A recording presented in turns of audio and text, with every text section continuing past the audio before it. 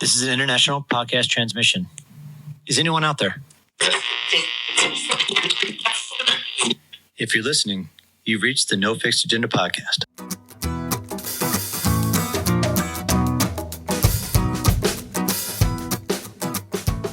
Welcome back, everyone, to No Fixed Agenda, brought to you by Bubs Natural. You have Omar Hernandez here, and right next to me is Mr. Stoner himself. Hey, buddy. What's going on? Today we have the very special, it's a duo. It is a duo. First time we've ever, interviewed. It's our first foursome. Sorry, Kat. Sorry, Kat. Yeah. We have Josh and Kat Barille, owners of Archer's Arrow.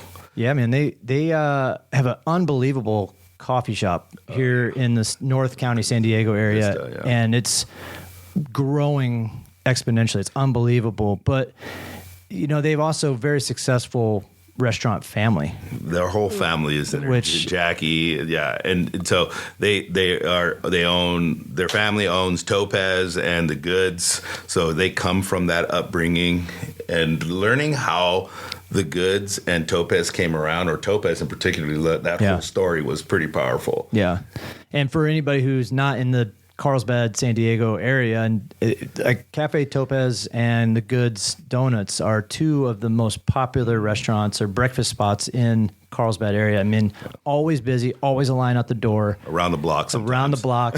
And so it's...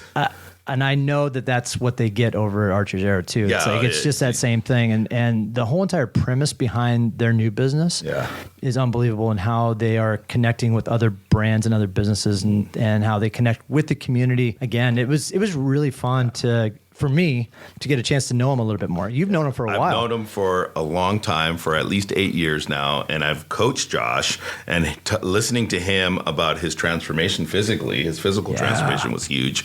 But not only that, growing from just the entrepreneurship and their family at the same time, even though they came from the restaurant industry, while they were growing their family of 3 or 5 now with 3 beautiful children. And like Kat's mentality was off the hook. Dude, she is such a lioness, bro. Yeah, she is awesome. A beast, and definitely could tell that. Do or die, baby. Yeah, do or die. Do or die. Yeah, like that whole mentality, and her being like the support to Josh and that whole family is huge. So I think people are going to grab a lot of insight of what it takes to start a family and to start a business at the same time, and the grit and the grime and the mentality it takes to do that. Yeah, I much respect to the two of them. Yeah, absolutely. And the fact that they've traveled across the country to try and start new, come back to start new again. Yeah.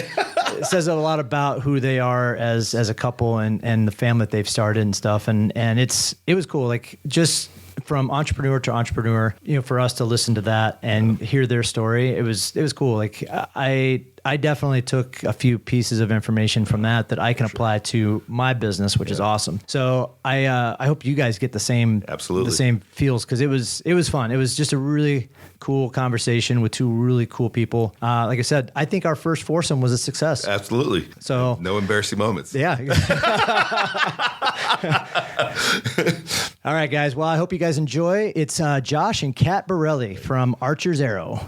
The No Fixed Agenda podcast is brought to you by Bubs Naturals. Their mission is simple: live better, longer. Bubs helps fuel people to reach their maximum human potential through supplements sourced from nature's highest quality ingredients, all by giving 10% of profits back to charity. That's right, people, 10% back to charity. Learn more about their NSF for Sport certified collagen peptides and electrolyte drink mix at bubsnaturals.com.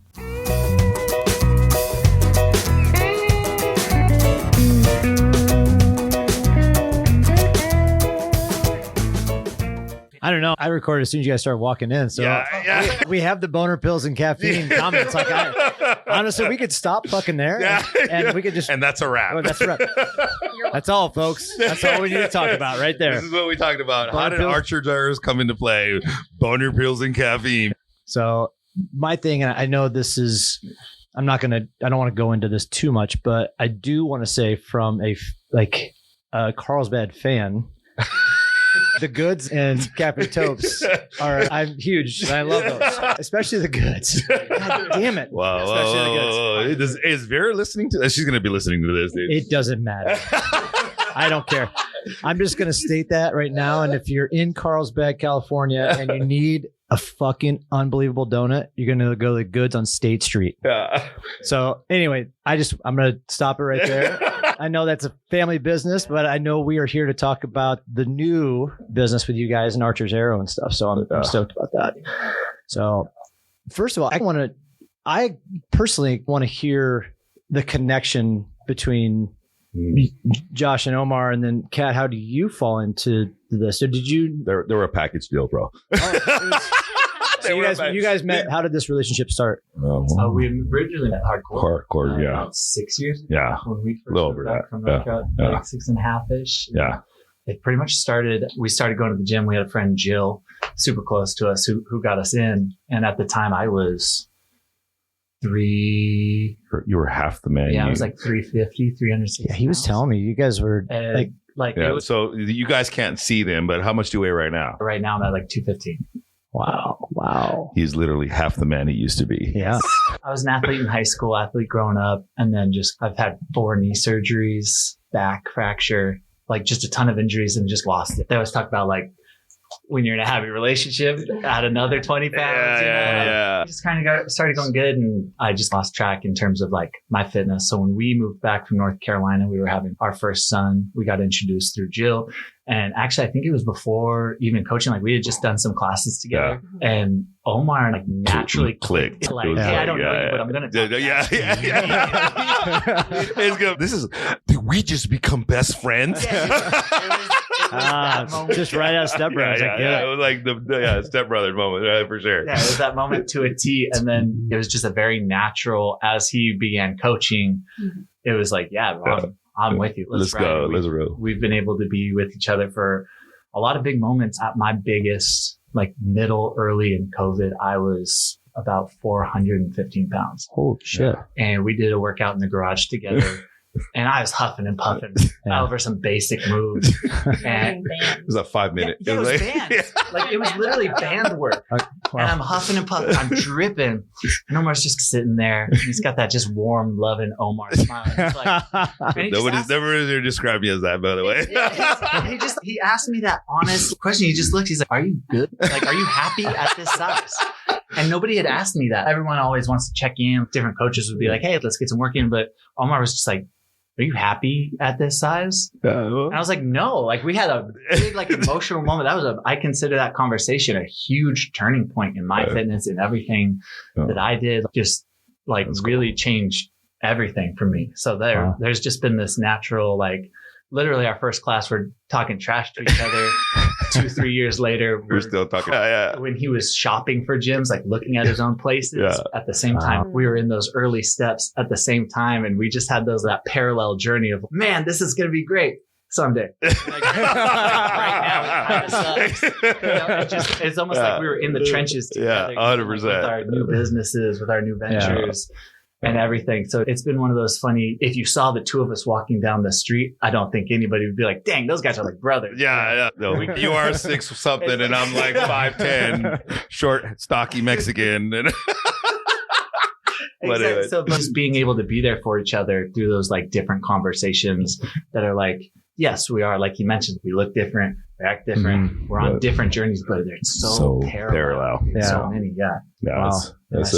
Are you from San Diego area originally, or Carolina? You moved out to Carolina and came back. I was born and raised in Carlsbad. Kat's from Phoenix, and for our 1 year that explains. How are you so white and come from hell? Literally, like it's hot in Phoenix. And we just went out and we were like, because being from here, most of the time when we're meeting people or hanging out in groups, it's, hey, this is Josh's wife, Kat.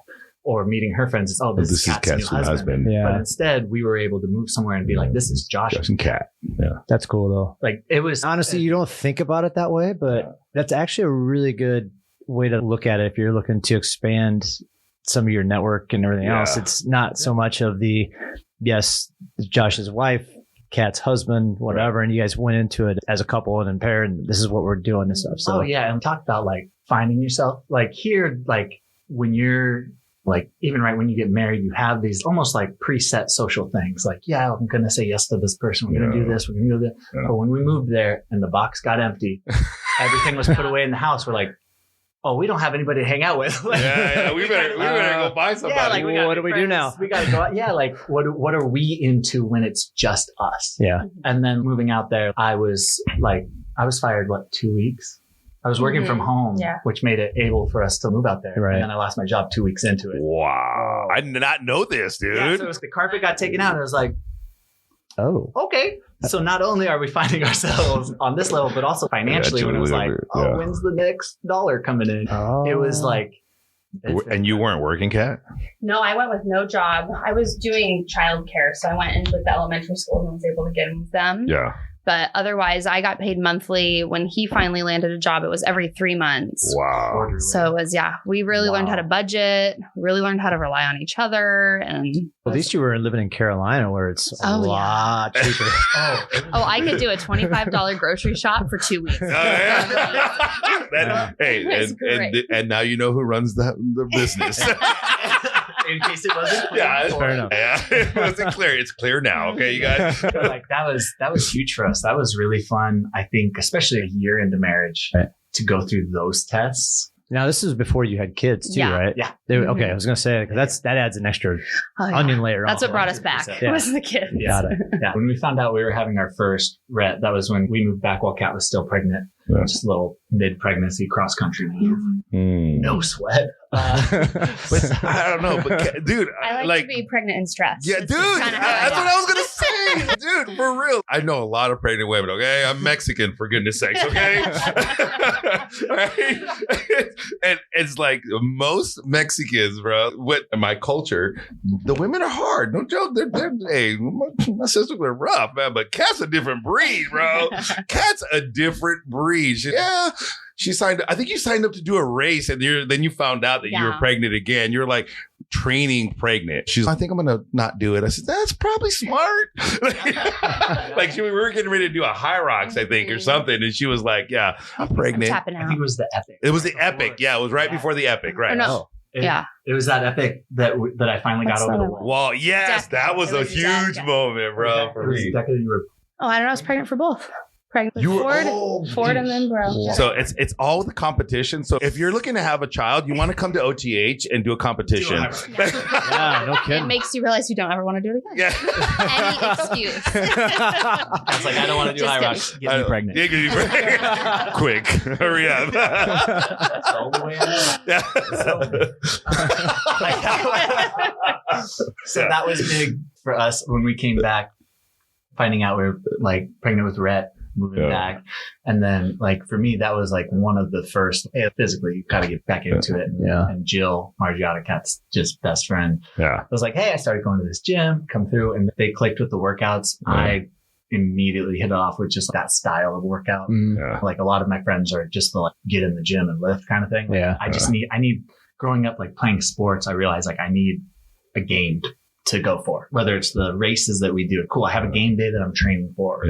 I have a hard time just getting my work in to get my work in. Kat's amazing at it in terms of like, hey, it's Monday. Whereas for me, I'm like, we have 70 days. Like that's there's light at the end of the tunnel. That's it.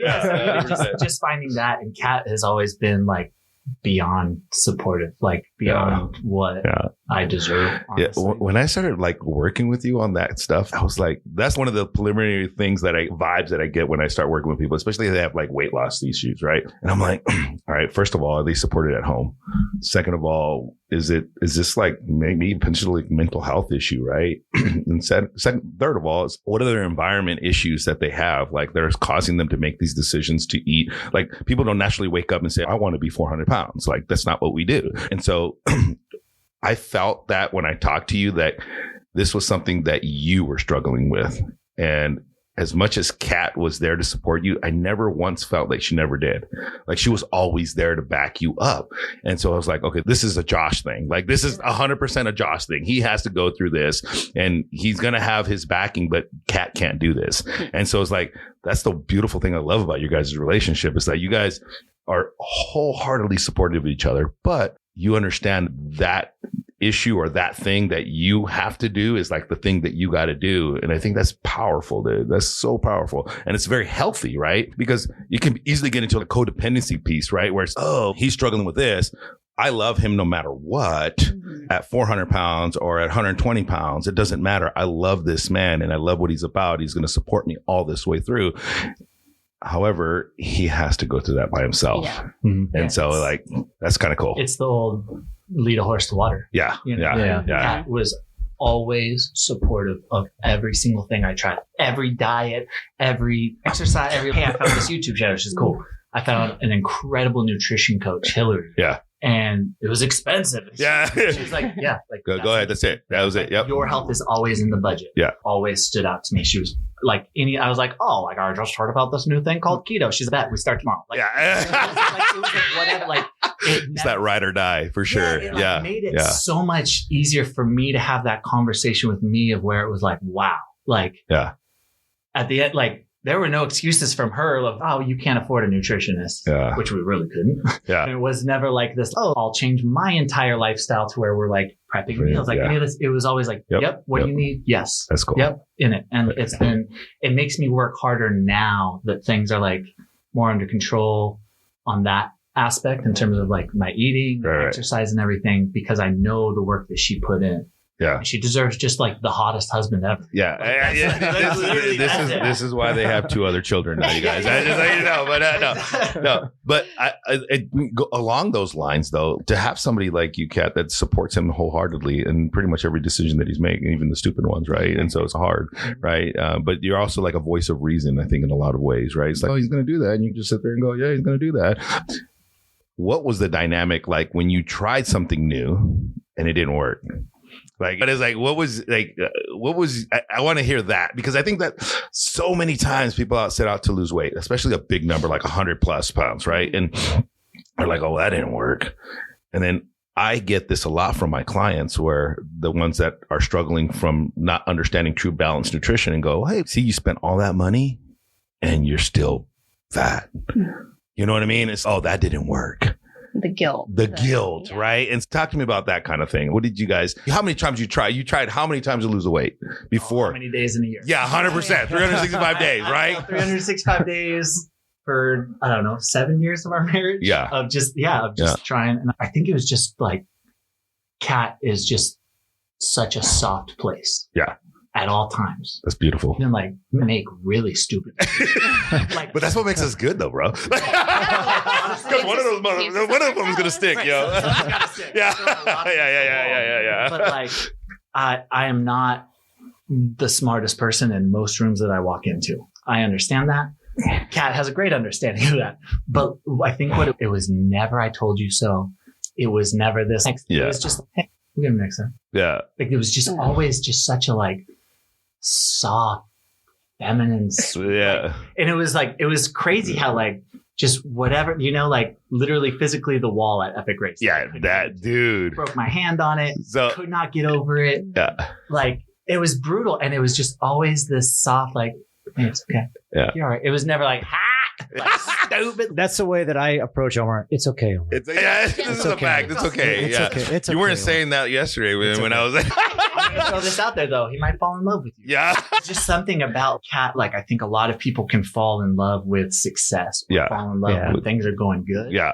But I felt even more in love with Kat when we were crazy broke. Yeah. When I was crazy out of shape. Yeah. And things were not going well for us because it was just this constant. We're good through all of it. And I think it's like that whole, what is that saying? Where it's like ships in port are safe, but that's not what ships are built for. Yeah. So like our relationship, like we've been through so much. Yeah.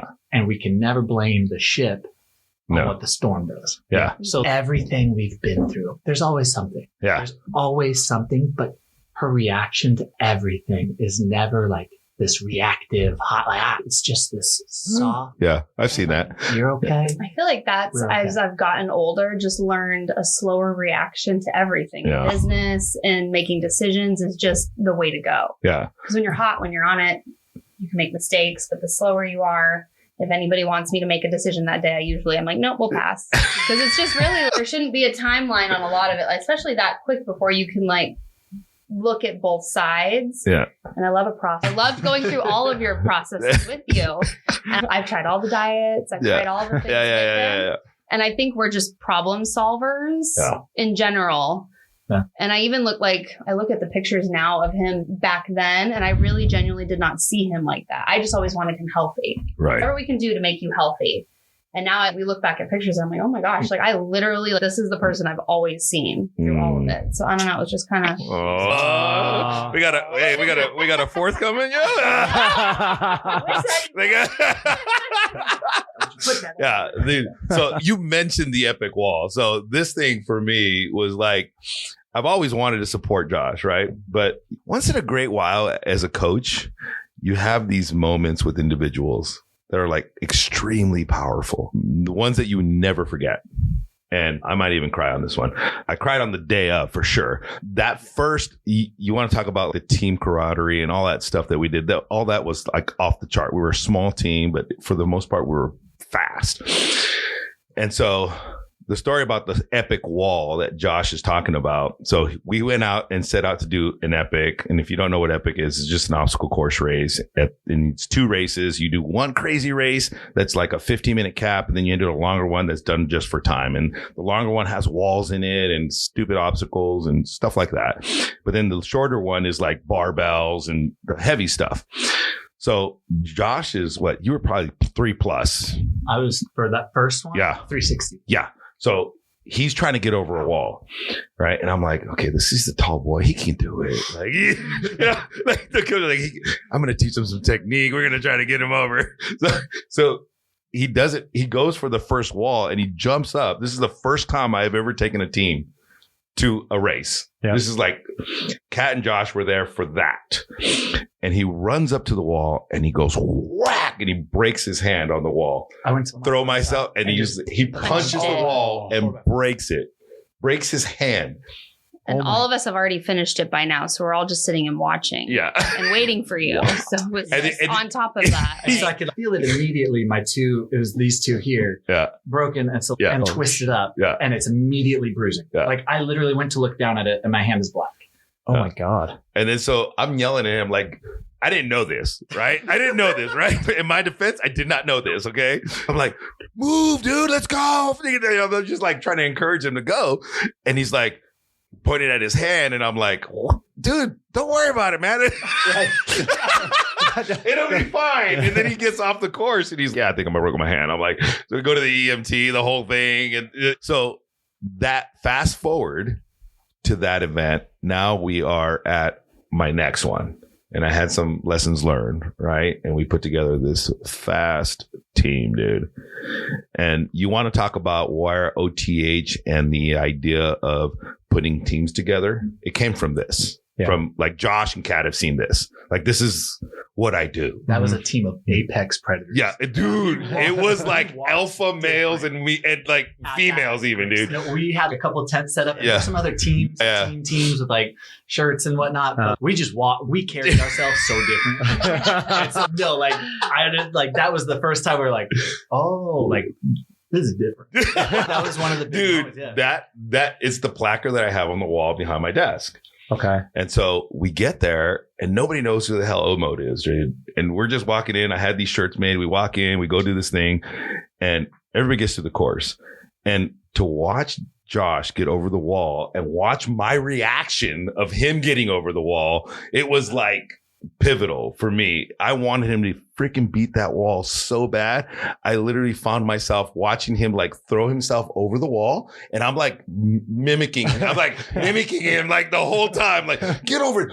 Get your leg over. Get your leg over. And then, I sent that video to him. Yeah. So we had cameras on both sides. Yeah. So there's one from one angle and you see him jumping on his leg up.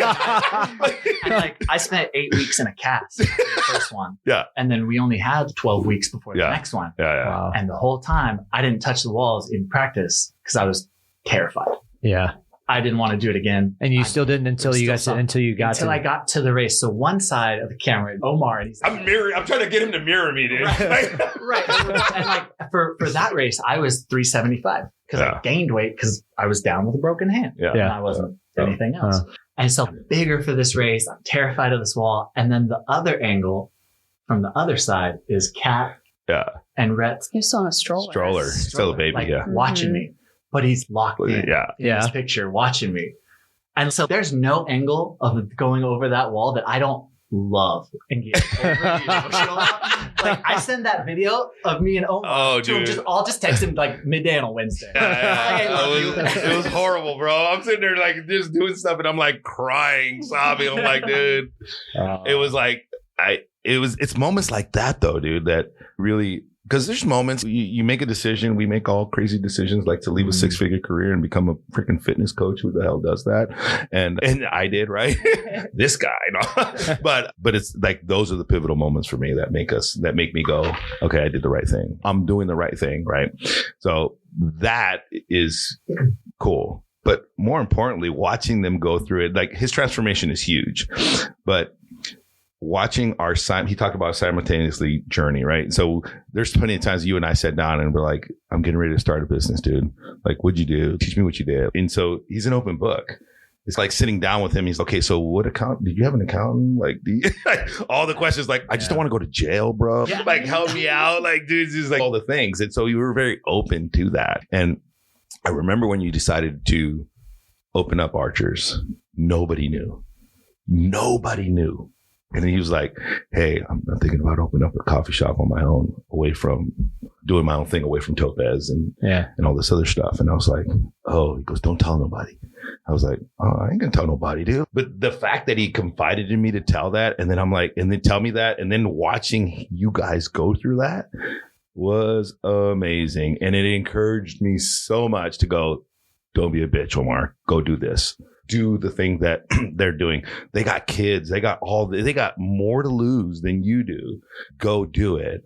So what's the mindset, dude? Like for you to go, well, or we just had our third child. And so can I elaborate on that? Yeah, go ahead. So there's this point where you, again, opened up Archer Zero, but there's, like we said before, there's the family business behind it. How long have you been in that business that got you to where you're at now with Archer's Arrow? And I don't know this, so has your family been in the restaurant business for so long? It's just they just started. Yeah. So actually, like my senior year, I graduated, and that summer, my dad was like, "Hey, we're gonna go out to dinner." I'm like, "Cool." We went out. Carlsbad. He's like, "Let's go for a walk." And we're just like walking around. Yeah. And he takes us to the corner. He's like, "Here it is. Here's our family restaurant." Yeah. Seriously? Yeah. Yeah. Yeah. And we're like, "I'm sorry, what?" It's like when you guys were little kids, you used to say, "I made really good breakfast, so we're going to do a breakfast shop." That's how Topaz started. Yeah. He was like, "Your mom has a cinnamon roll recipe everybody loves. It's cooking eggs. How hard could it be?" Holy shit. She had a background. She worked at Claim Jumper for over a decade. My first job was at Ho Young. It was a Korean restaurant. Okay. My second job was at BJ's in Carlsbad. There was part of their first hiring class. Okay. Worked at Cold Stone. So you could say I was His dad's background is construction. Yeah. And his mom was an event planner at that time. Wow. So all the construction inside we did ourselves. So we have videos of me demoing the walls, doing the side patio. Yeah. Like all of that's us. Like all the framing inside was us. Everything when we first opened was found on Craigslist. From the register to the coffee machine. Oh my God. This dude, it's an amazing story, bro. That is a trip. And because you don't, like, people that are in the business have a hard time succeeding. 100%.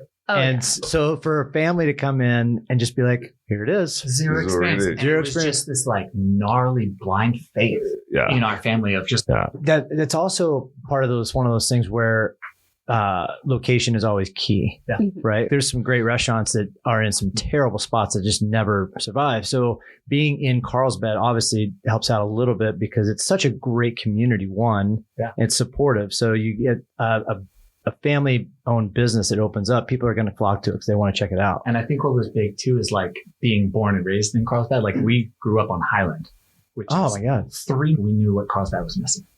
This was 11 years ago. So it was all the old Dons and everything. So they were really like the only new kind of innovative thing besides, I would like Pizza Port was probably the newest thing in Carlsbad at the time. Yeah. So we were like, oh, we're doing breakfast. We were like, in Carlsbad? Yeah, we're doing. And it was overwhelming. It was cool. Yeah. Wow. And he's telling it from the child aspect. Not child, you were grown by then. But you were playing a lot of video games. I'm just saying. But never quit. But to hear it from your mom is another story. It's cool. It's just, My mom also found out that night. Yeah. With my Oh, Yeah. so your dad just Yeah, dude. It was like, yeah. So mom found out that night with us. Yeah. She walked home. Yeah. But like it was very much okay. This is what we're doing. Yeah. And honestly, like you were asking, like what the mindset is even now with kids with the shop. And what did you tell Suzette the other day about having kids? Like one of our Suzanne, friends is Suzanne. She's pregnant and she's super nervous about it. I don't know. You just do it or you die. It's really, those are the two choices. Like you either do it or You don't. yeah. Especially with kids. It's okay. You can either like be a parent and do it or everyone's just going to die. Yeah. That's kind of, I don't know how we approach everything. I agree. But it's there's something to it. You said something when you talked about Topaz, right? In your dad, like you guys had an idea of what Carlsbad needed in the village. And you went and did that. And I'm coming to that epiphany in my business right now. There was no gym that did high rocks the way I wanted to do high rocks. And finding where the need is in the industry was huge. Mm-hmm. Now, and I think it works, right? And when you fulfill that need, and it's naturally going to be successful if you do it well and you just do or die, right? Yeah, but to use Kat's words, right? But how did you come up with that when it comes to archers? It was definitely a similar thing. We saw it on, I feel like we would hear people and we'd see online, like, why doesn't Vista have a good coffee shop? Why don't we have a place to go? We live in Vista. We're from Vista. I was driving from Vista to Carlsbad to work there. Yeah. And the building that we're in actually approached Topaz about opening a Topaz there. And they're like, no. they're like, nope, this doesn't move. This is how it's going. I don't spend a lot of time in Vista. Vista doesn't have that many coffee shops? No. Not sit down. So when we did our first business report for opening Archers, we had to do a competition report. Yeah. Starbucks, Blackrock. Wow. That was it. I wish that they would do that in Carlsbad because there's 17 coffee shops in Carlsbad. Yeah. And that's terrible. Overrun. Yeah. So that shocks me that Vista doesn't really have that much. Yeah. Oh, it's like an untapped market. And Vista's growing like crazy too. Vista's growing like crazy. It's super community based too. Like Vista's different than Carlsbad. And I was just talking with another Vista shop owner about this, about Vista's different from Carlsbad on the coast, because as an owner on the coast, you can be a little more distant. You could be almost, there's a couple of owners who are straight up rude of different. You get the tourist season. Fine, regardless. Vista talks. I'm sure. Vista talks to Vista. So if you're not part of the community, like you're not trying and you're not like, they're like, you'll be out quick. Like Vista compared to Carlsbad, like just talks. The Chamber of Commerce is huge, super hands-on. They're a lot more like involved around. Everyone knows everyone. Because even though it is growing, it still has that like real like small town vibe, you know, of everyone knows where you're at, what you're doing. You know? So and how good you do. Right. Yeah, and I think that was another hole in the market that we realized, like, we could open an Archers in Carlsbad or Oceanside easily because we don't roast. What we do is we are more focused on coffee education, approachable coffee shops you walk into. They just give you that look like, what do you want? Yeah. And like for us, your favorite coffee, like the best coffee is your favorite to drink, whatever it is. Like, I'm a coffee shop owner. I love vanilla lattes. That's my favorite. I'm down with it. And like some people are like, oh, that's not coffee enough. Like, that's not what it's about. It's about. So our whole thing with that is like we have rotating roasters. There's a lot of ego that goes into like coffee roasting. Yeah. So I never would have thought that when touching coffee, dude. Like the ego is real. Yeah. It's like brain surgery. It's like brain surgery, dude. I can see that. Like bougie. No, we roast ours this way.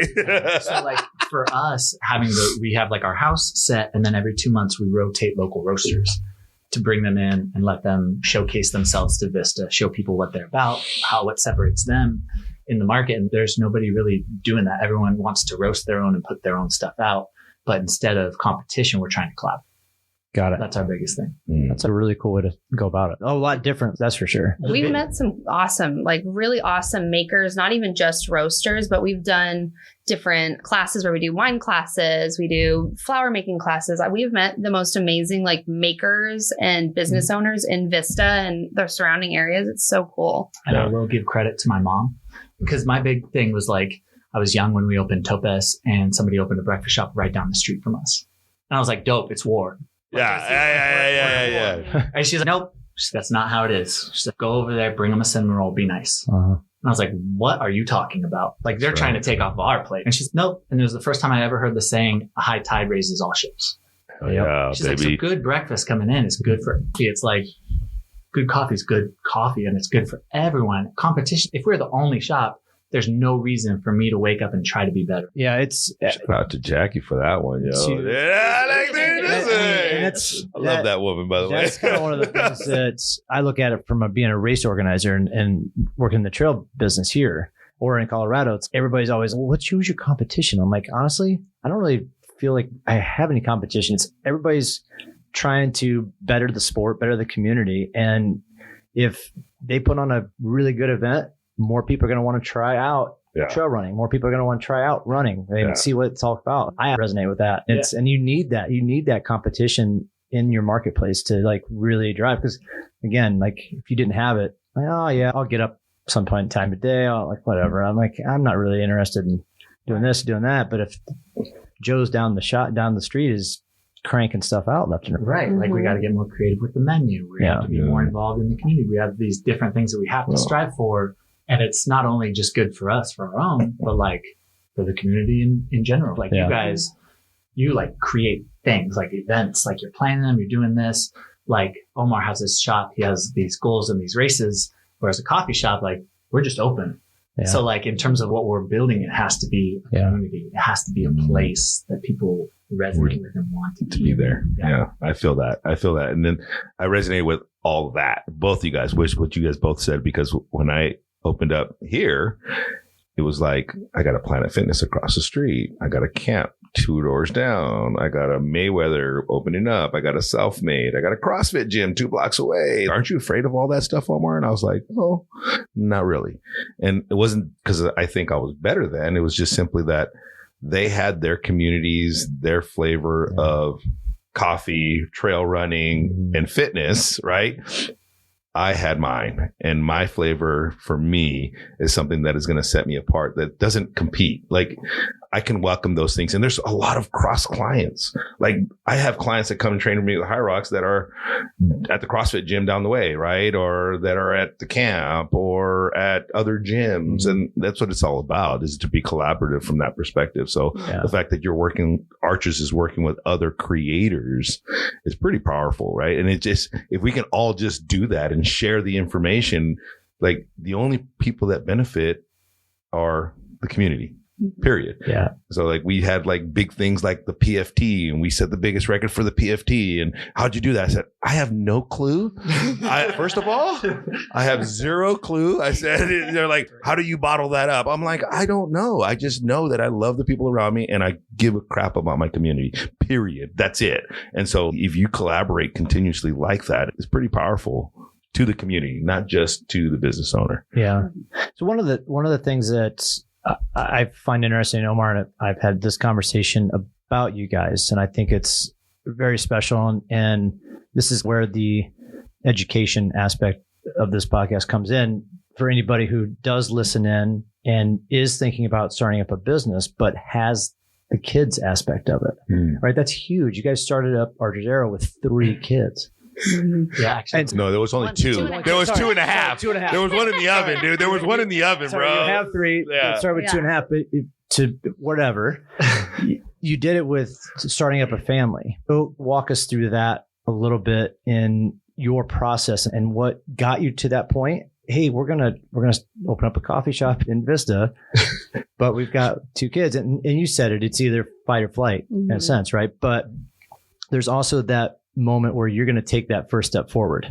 So walk us through that process in your mind. If anybody's listening in that's got those reservations about, well, I've got a family, I don't really know where I should start.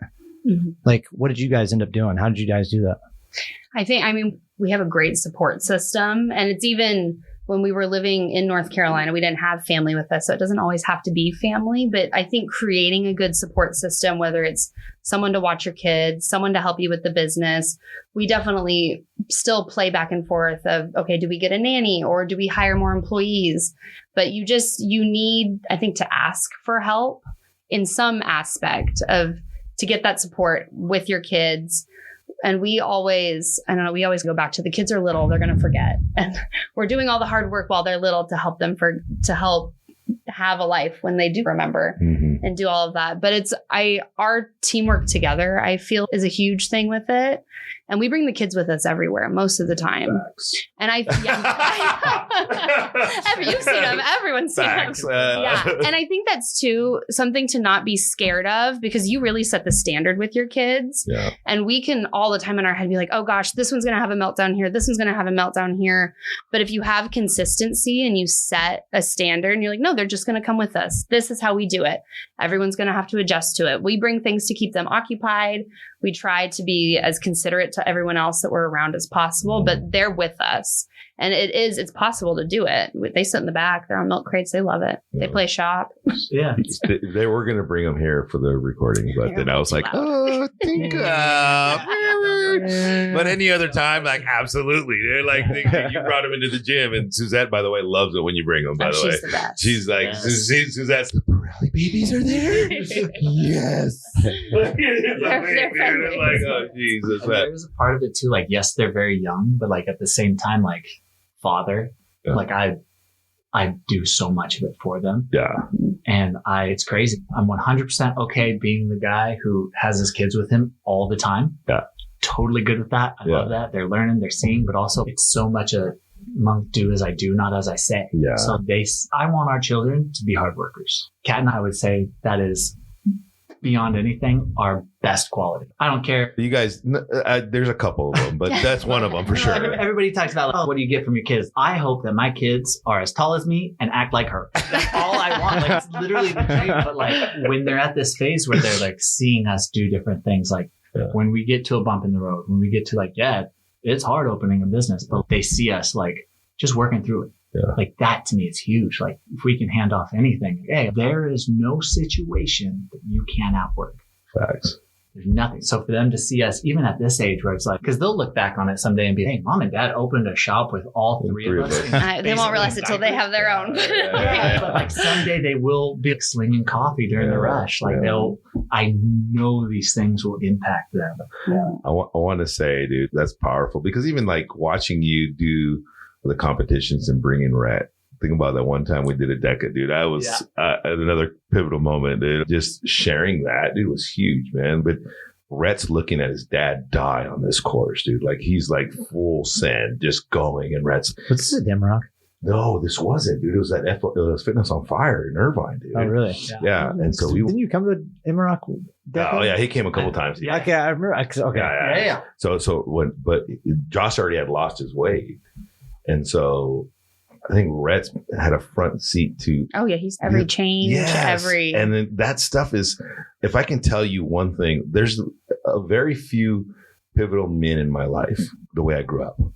And when I say that, it's like, I remember my uncle who did what you're doing with Rhett right now. My uncle's the one who showed me like, it's capable to have a business as a Hispanic man.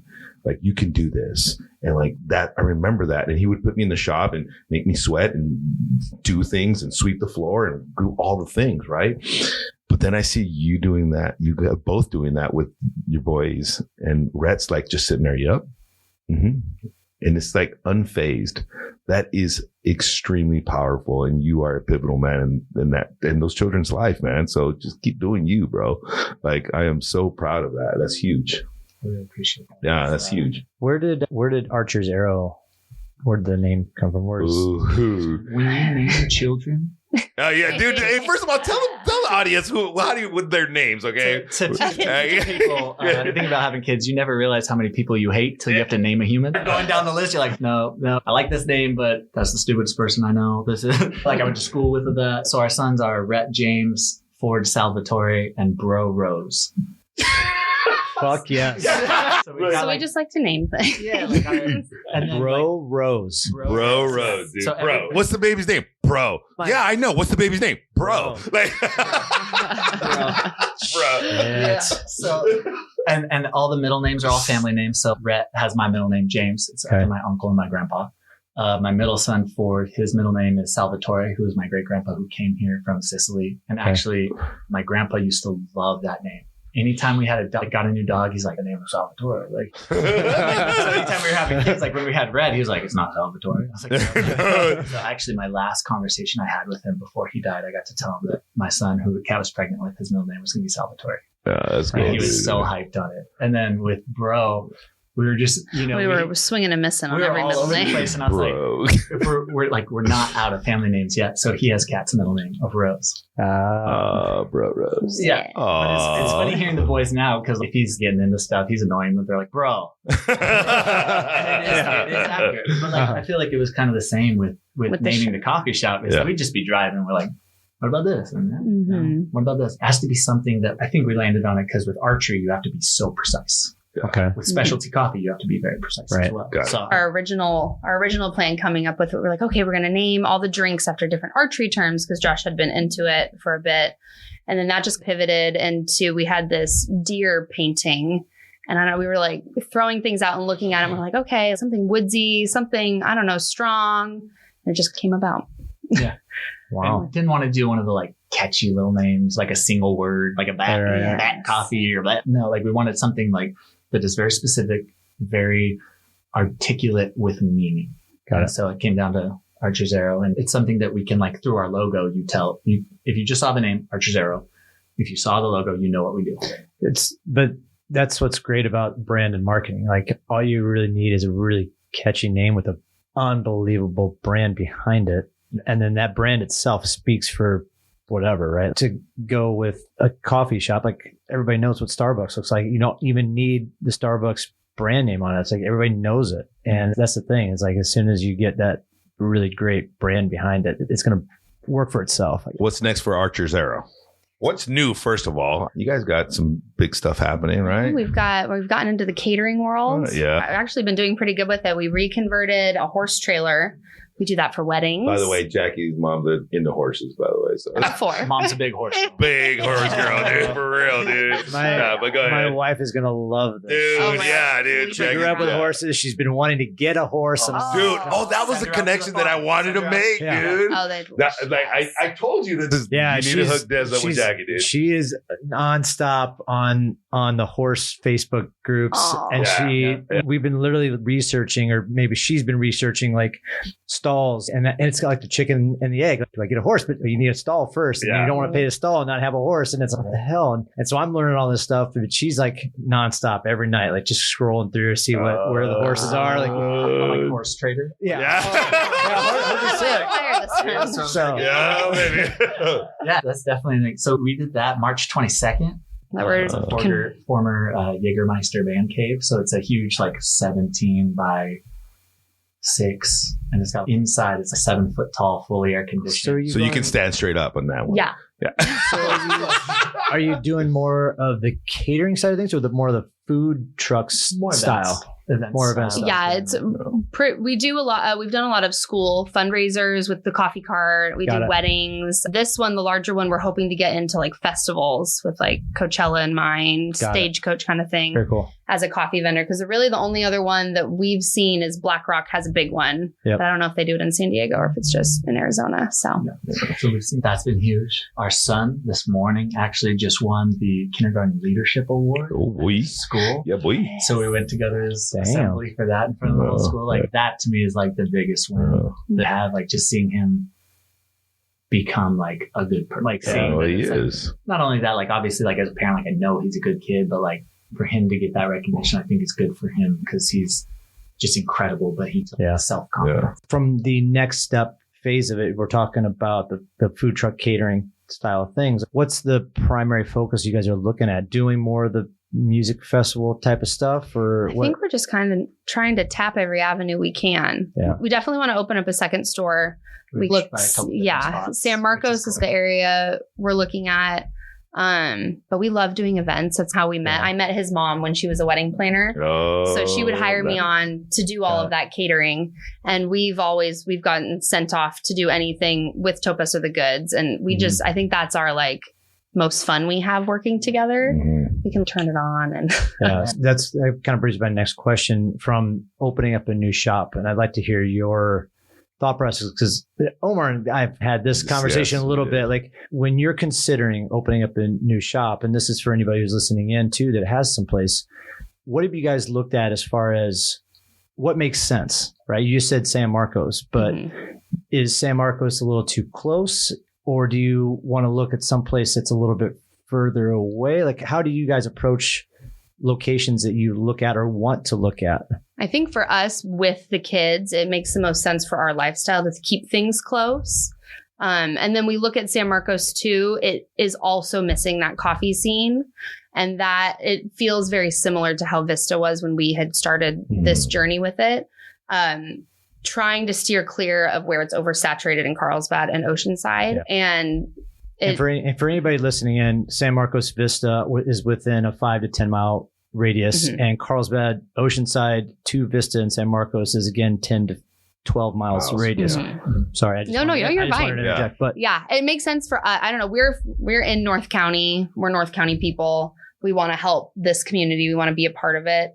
And it just, I think when you have kids and you're doing a business, you have to make decisions that make sense for the whole family. Yeah. So it wouldn't make sense for us to go downtown and have that huge commute. And then if something happened at the school, we have to run back and forth. So we really have to keep everybody in mind when we're making these decisions. Yeah. Or even this morning, being able to go to his assembly and watch him get that award is huge. Yeah. If we had a spot downtown, you would something not. Yeah. Somebody would miss something. Yeah. So like it's worth not, but it's like stepping over dollars to get dimes. Like it's worth missing out on. Maybe downtown would be more profitable, but am I going to be there for my son's kindergarten award? Yeah. Like big business or life business. Yeah. And that's my coach gave me that one. So Josh Graves, you got shout out to you for that one, right? Big business for the other Josh. Yeah. It's Josh's arch enemy, by the way, because he beat him at that DECA race, but that's besides the point. Yeah, that DECA, he was just. Yeah, the one that I was giving like props to him about, like showing what an amazing dad he is and how to lead by example. That same one of salty Josh. If you're listening to this, Josh. No, but yeah, big business versus small or life business, right? And for me, I think that's powerful, right? And like you guys have the family and balancing that for the listeners, that's like a thing, right? So most businesses, when they open up, we're like, we want to be the biggest, we want to make all the money in the world and all that stuff. But I think what you guys are creating is a life business, right? You're successful, nominated best new business. There's other attributes other than just your work ethic that attributes to that success, right? The care, the genuine care that you guys have for people. I walk into Archer's and even Topaz, man, I felt like I was royalty, bro. And it wasn't just me. Like everybody walked in and it's like Josh is shaking your hand. Kat says, oh yeah, let me get that for you. And like, you guys are so accommodating, right? And so it's not just the work ethic, it's everything that comes along with it. All right. So, And I think a lot of people, when they start a business or like a gym, like coffee shop, like you will always have moments of that imposter syndrome. Who's in charge? Yeah, like who's can't be me. Like, what the fuck am I really doing? I go into the shop sometimes. I'm like, when does the adult get here? Yeah. So I've found combating that in parenthood, in marriage, in business. It's just by where you put your time. Exactly. Like where you're putting that time will show you exactly who you are. Absolutely. It's the grass is always greener on the other side. It's like, no, it's not. Is greener where you water. Yep. So we don't water dead plants in this family. Yeah. We like work on each other. We work on our shop. We work on our family. And people see the results. Like you were saying, this is crazy. Like, how's this working? It's like, we're working on it. Like, Yeah. And that it combats it. It never gets rid of it entirely. No, it does not. You will always have that like, who's in charge here? Yeah. And it's Kat. Like I I'm did. the adult. Yeah, she's the one. No, we're not doing that. No. Oh, yes. Okay, we'll do that. Yeah, but it's pretty cool to watch that happening, right? And I think it's pretty cool that you guys. Well, what I see in this circle here, I think what's great and what connects us all is the love of community. Really is what really is cool about it. The fact that I've always been more of the do what you love versus the money side of things, right? Money's always great, but I would much rather build something that I can be proud of and the community can get behind and support and everything else. And we all totally see it for what Omar's built with OTH, and you guys are on that path of creating. Your family has created something already that you guys are just extending into a different realm, and it's really cool. Yeah. So I applaud you guys for that, for sure. So if you're interested in starting a business, find what you love and then learn how to balance not hating it. The money's already printed. Yeah, 100%. Like, I love coaching. I'm going to open up a gym. Oh, man, I hate coaching. I gotta It makes it easier to get up in the morning and work for something when you really enjoy it. Like you can tell it's always been like Omar was OMO'd before he had a single certification. Right? Like when we were chopping it up as classmates working out together, like that was OMO'd. Yeah. So from your perspective, give the listener some juicy details about Omar here and what. Give us a good fucking juicy story. You gotta have one somewhere in there. It's all good though, bro. It's all good. Yeah. Positive things. I feel like I started with mine. That conversation in my garage, and I was like, I'm going to go work out in the garage, and just came in shambles. Yeah. Just literally just like crying. And he was like, we just had that conversation about putting in that emotional work for it and figuring it out. And that's, I got one for him. Ooh. Yeah. And it's like infamous, dude. And it has to do with another guest that we had on the podcast. Yeah. Oh, the t-shirts. The t-shirts. Yes. The infamous Bliss Mode t-shirts, baby. Mm-hmm. I gotta know, where the heck did you get that picture from, bro? She put it online. She posted it. Yeah. Oh, Just screenshots. hey, that's be careful, on her. kids. Be careful what you post online, yo. Internet is undefeated. We all sat there, dude. It was Bliss's, I think it was her birthday, right? Or was another I think event? it was her anniversary of working there. Yeah. So everybody was like hyping her up, right? Yeah. And then I see Josh out there with this box, man, of just handing out shirts, dude. And I'm like, dude, what the hell is this shirt? And it's a shirt of Bliss Embraces, like this cheesy ass smile, dude. It's just like middle school. Pixar prepubescent, Look like the kid from Nemo that taps on the glass. He printed the picture all through the front, dude. Like, I didn't care what size he gave me. I was rocking that shirt, dude. Wow. I think you gave me a 2X, and back then I was like in a large, and I was like, I'm wearing this dress. That one was fun. Fact. That was a funny one. It's one of those communities. It's just fun. God. Like even Bliss, like now, like working out. We love working out with Bliss. She's rad. Yeah. She's okay. We can all shows up. She's all right. If she's listening, you're just okay. No, like that was, I don't know, like even the community that the two of them created to where you felt comfortable doing that. Yeah. That was fun. Like there's not a lot of people that you'd be willing to spend a couple $100 on shit in middle school. But anyway, that was my juicy goss story for them. That was a good juicy one. That was a good one. It's just been it's been fun. It's been a fun ride, and it's been cool to see we're at very different points in life, very similar points in business. Fact. So have that even like with training, like we'll have our ups and downs. Like we started High Rocks Prep the other day. I'm in pain, even now.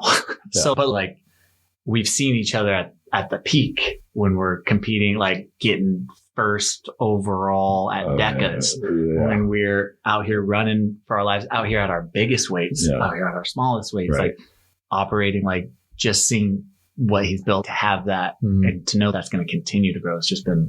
It's been unreal, man. It's a good journey to have, man. Yeah. Love you, coach. I love you too, bro. Oh, I love you guys both. God, I love you. Hey, dude, love first, man. No, love is in there today. OTH has one rule, man. Gas station. Oh, yeah, bro. That's the Barille rule, okay? You just gotta love, man. You just gotta love. All love, baby. All love. Josh, Kat, thank you for coming in and hanging out with us for an hour. This has been great. That was awesome. I love the fact that I'm still getting a chance to know you guys a little bit more and to hear a little bit of your backstory and how Archer Zero came about and what you're doing in the community and everything else. Like, I know I'm excited to know you guys and be hanging out and get to do High Rocks with you here in a couple months, but also just be a part of the community altogether. So thank you for coming in and hanging out. Thanks for having us.